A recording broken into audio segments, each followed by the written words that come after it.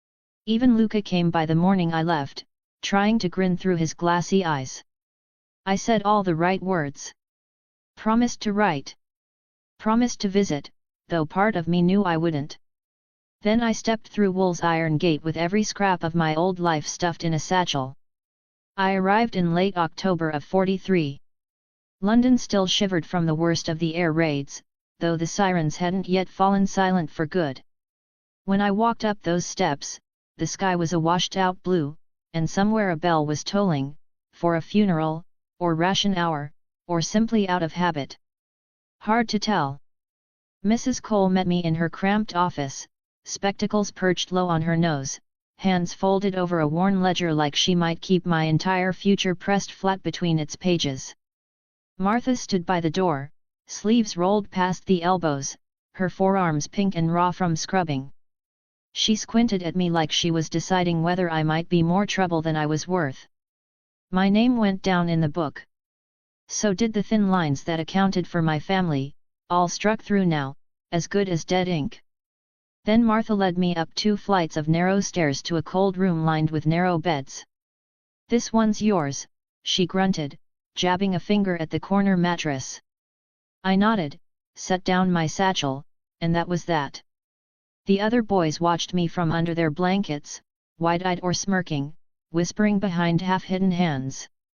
Not a single one spoke to me directly. That suited me fine. I wasn't there to make fast friends. The first week, I did little but observe. I kept to my cot, except to scrub floors or stand silent at the long tables during mealtimes. I answered questions, when forced, with clipped nods or a short yes or no. I gave them nothing extra. It wasn't fear that had me keeping quiet. It was calculation. Wool's was overcrowded and drafty, smelling perpetually of old cabbage and cheap lye. The children were a mixed bag, from sniffling toddlers who still wet their pants to big-shouldered near-teens who liked to flick ears when Mrs. Cole's back was turned. So I learned. Who hoarded crusts and who shared them. Who kicked smaller boys under the table. How Mrs. Cole's mood soured with certain letters from the council, and how Martha's sharp tongue was quickest when she was counting laundry. By November, I decided to shape my part here more deliberately. The story they'd already written over me was simple: poor boy, all alone, family swallowed by the war and sickness. I leaned into it, but I added something sharper, a hint of grit under the sorrow. I offered help lacing shoes. I fetched the mop before being asked. When Charlie Fielding ripped his only good shirt, I borrowed a needle from one of the older girls and stitched it up myself. She looked at me like I'd grown another head. Slowly, it paid off. The little ones started trailing after me in hopeful clumps. The older boys stopped treating me like a ghost and instead began nodding to me across the courtyard. Mrs. Cole noticed, too. "Good with the little ones, aren't you, Richard?" she remarked one afternoon, watching me untangle a squalling toddler's hair from a broken comb. I only shrugged, gave her a tired half-smile. Inside, I filed it away. Approval was as precious as gold. But Wool's was more than just an ordinary orphanage. It had its own dark legend pacing quietly through its halls, a story still very much alive. Tom Riddle. I knew exactly who he was, or would become. Voldemort. The name hadn't yet twisted itself into terror for this world, but I carried the memory of it all the same, like a live coal tucked beneath my ribs. Here, though, he was just a rumor in the dormitories. The older boys swapped stories with sly, uneasy smiles. The younger ones shivered when his name was whispered near the hearth.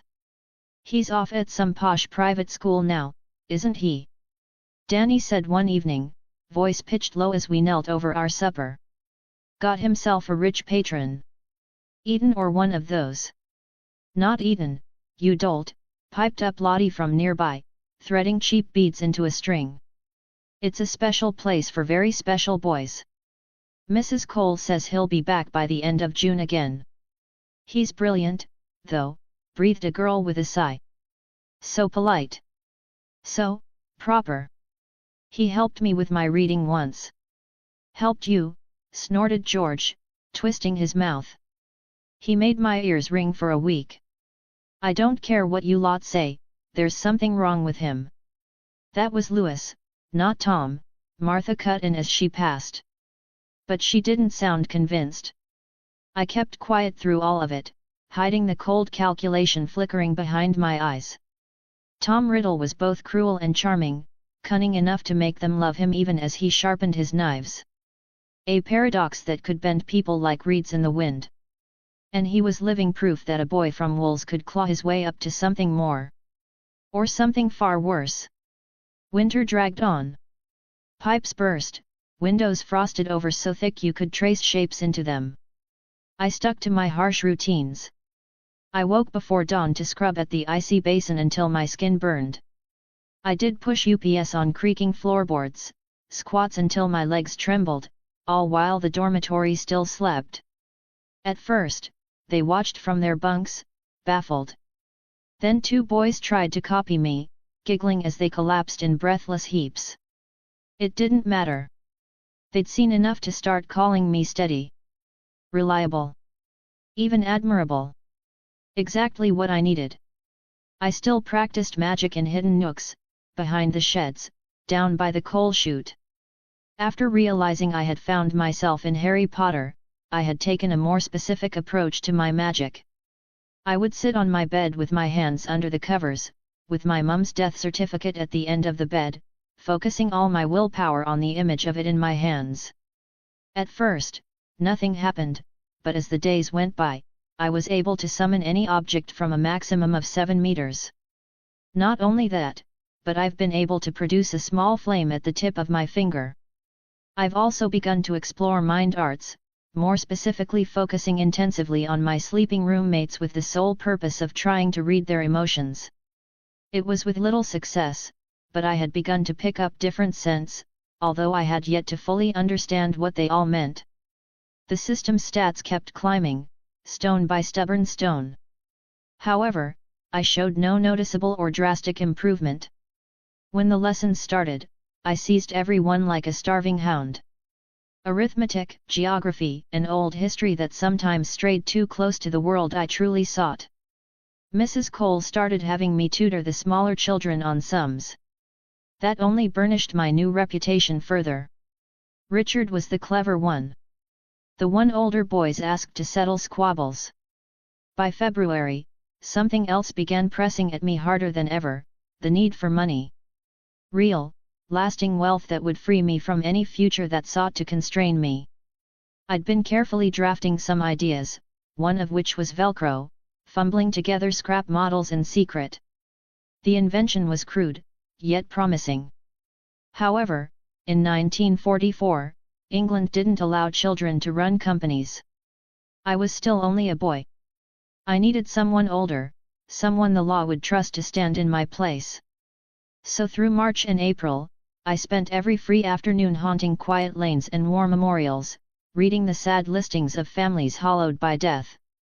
I was searching for men of good moral character, with both standing and loss. Men who might pity a clever orphan. And that's how I found Rupert Anderson. A retired lieutenant colonel, shoulders still drawn taut by habit, eyes permanently weighted by the emptiness of a house with no wife and no son left to fill it. We started meeting over chess in a dim tea room. I let my bright thoughts spill out carefully, feeding him fragments of my life, the silent house, the ration books with too many crossed-out names, my mother's eyes when they'd gone glassy and dull. His pity was a door.